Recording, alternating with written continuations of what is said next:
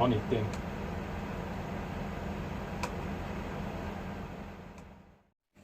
Après avoir passé les différents boîtiers sur notre plan de travail, c'est-à-dire L1, L2, L3 et S, nous allons ensuite passer les câbles. Donc on commence par la lampe L1.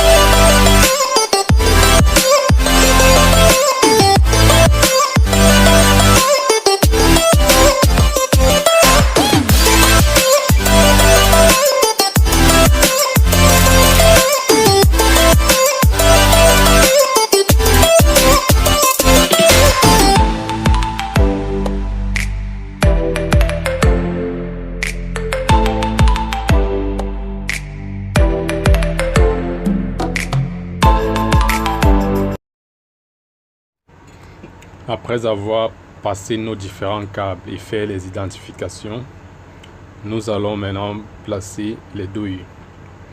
Il faut rappeler que chaque douille ici normalement devrait prendre 3 câbles, c'est-à-dire la phase, le neutre et le vert jaune.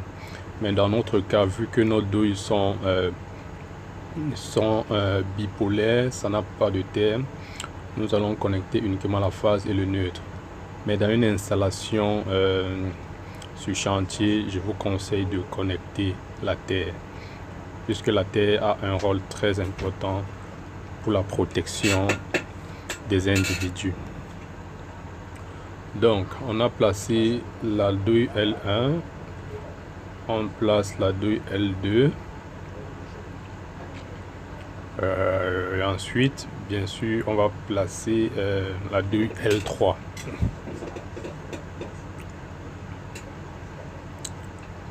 On place la douille L3.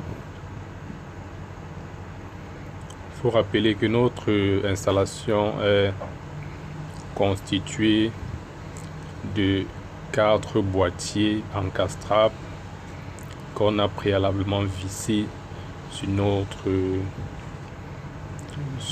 plaque à essai. Elle est constituée d'une boîte à dérivation. Je disais tantôt que notre installation est constituée de 3 douilles, d'une boîte à dérivation et de 4 boîtiers encastrables. Là, je suis en train de fixer l'interrupteur. Je mets sa façade. Bon, faut dire que il faut bien que les douilles soient bien positionnées dans leur boîtier. Là, je positionne bien les douilles dans leur boîtier. Bon, vous voyez qu'il y a des repérages au niveau de chaque câble. C'est-à-dire L1 est repéré par L1, L2, L3, dont j'ai repéré avec les scotch adhésifs. J'ai marqué dessus avec du bic la correspondance de chacun. Donc ce que je vais faire maintenant, je vais repérer tous mes câbles vert jaune. Là je suis là je suis déjà dans le câblage. Je repère tous les câbles vert jaune de mon installation. Je les relie ensemble, puisque les câbles vert jaune on appelle câbles de terre. Lorsqu'ils sont tous reliés, ils vont aller à la terre. Dans une installation normalisée, il faut toujours prévoir une prise de terre. Ça protège contre les contacts indirects Bon, après avoir relié toutes les terres, je vais relier tous les câbles marrons qui viennent des lampes. C'est-à-dire quoi? Le câble marron de L1, le câble marron de L2 et le câble marron de L3, je les relie ensemble. Je fais la même chose avec les bleus. Le câble bleu de L1, le câble bleu de L2, le câble bleu de L3. C'est déjà fait. Je les mets dans un domino, puisque ça devient l'entrée et la sortie de toutes les lampes. Donc le marron, c'est l'entrée, le bleu, c'est la sortie. Je vis sur ma barrette de domino. Donc j'ai déjà l'entrée et la sortie de mes lampes, c'est-à-dire le bleu et le marron.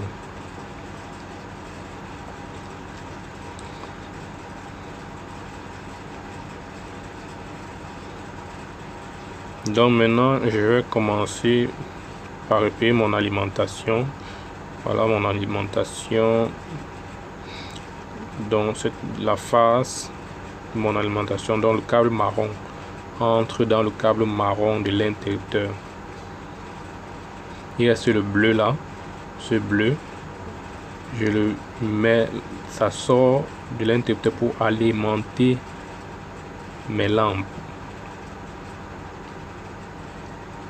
Donc ça alimente, ça part dans mes lampes,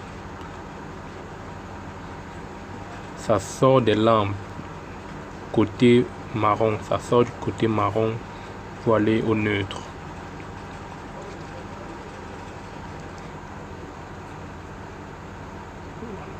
Donc ça sort marron pour aller au neutre.